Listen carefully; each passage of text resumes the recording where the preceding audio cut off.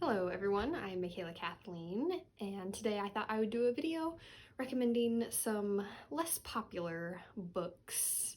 We're all deep into quarantine right now, and I think we all could use some good book recommendations, so hopefully there will be some on this list for everybody that they have not read before. So first up, I have Dear Emma by Katie Heaney. This book is about a girl who is the advice columnist for her college newspaper, and at the beginning of the book, she starts dating this boy who then suddenly stops communicating with her, and she kind of does all the things that she herself would advise against in her advice column to figure out what happened between her and this boy and to try to rekindle the romance. So it's a fun, cute little novel that brings you back to your college dating days.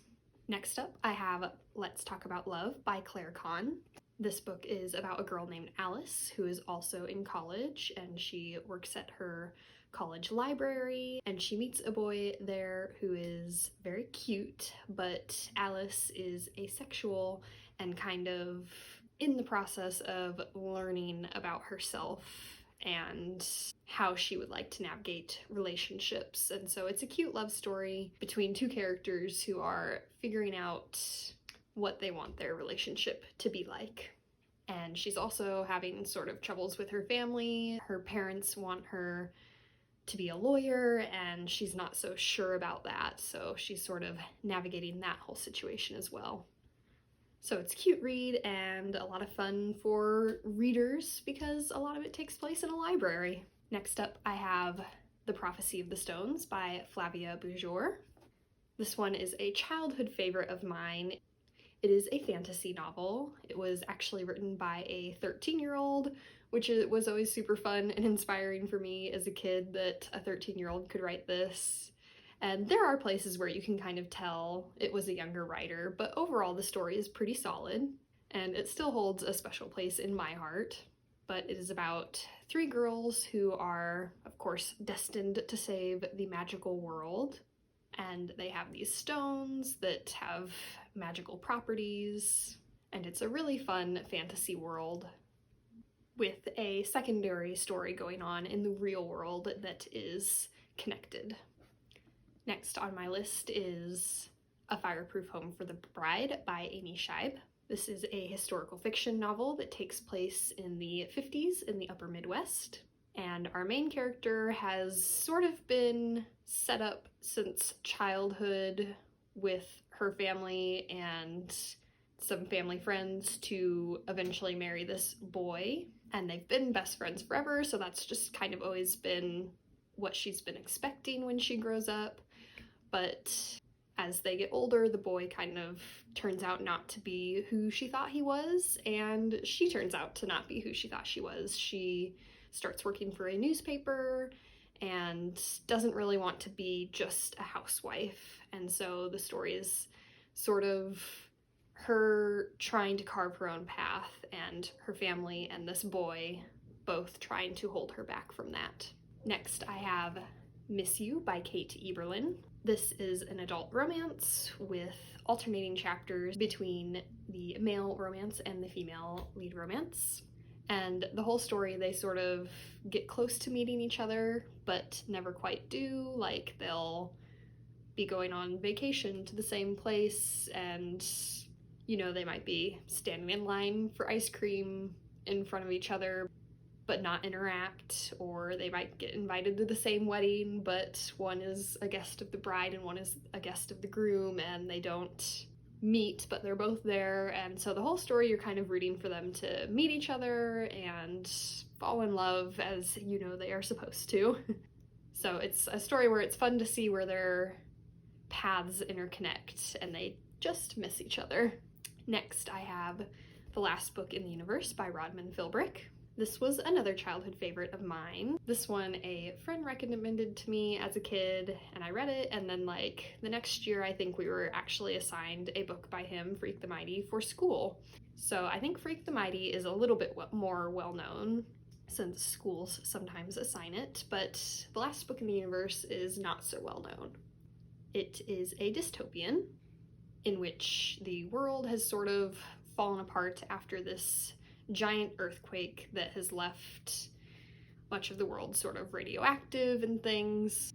And a lot of it is run by gangs, and our main character, Spaz, lives in an area run by a gang. But there is this other area called Eden where people have been genetically modifying the babies for years, ever since the earthquake, so that they can handle the higher radioactivity and etc. And in the book, Spaz used to live with an adoptive family, but because of his epilepsy, they became scared of his seizures. They weren't sure if he would potentially harm their daughter, so they sent him away.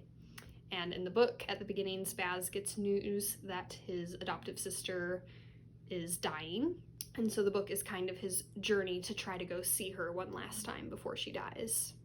So yeah, a very action-packed book and a lesser-known dystopian. Next, I have The Fashion Committee by Susan Juby. This is just a really fun YA read. It is about a high school that is putting on a fashion competition in which it is following various students trying to design an outfit to win this competition. So just a super fun YA read. Next, I have Love Blind by C. Desir and Jolene Perry.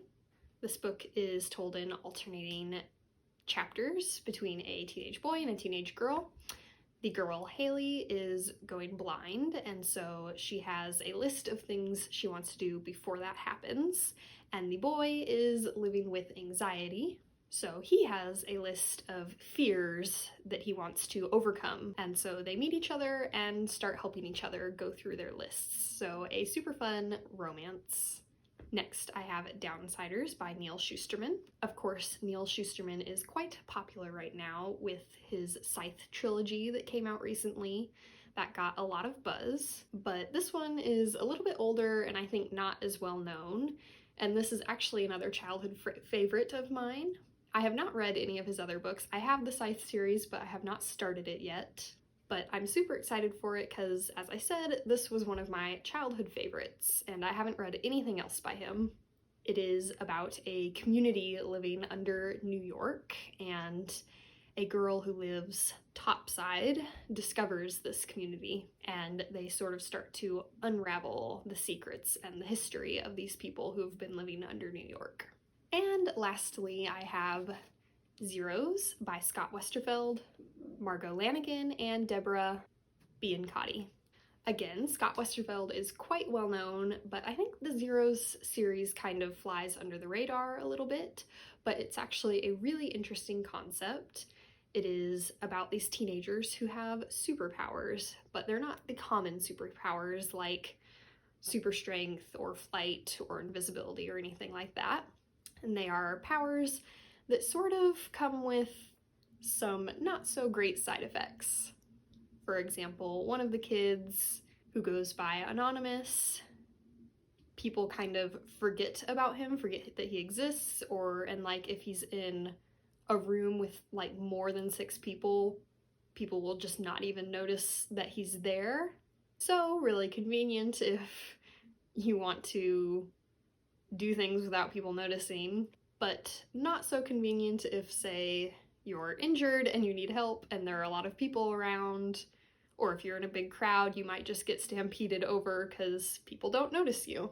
And so yeah, all the powers kind of have this not so great side to them. And superheroes at large don't really exist in this book. Like, these 5 kids think it's just them that have powers. And so they're kind of trying to organize themselves into a superhero group, but there are no like super villains to really fight. And so yeah, they're just kind of trying to get themselves organized. And this is actually a trilogy, so a nice series to read with an interesting concept. So yeah, these are some lesser known books to read if you're bored right now and you're looking for something that you maybe haven't read before. Let me know down below what you've been reading lately. Thanks for watching. Remember, words matter.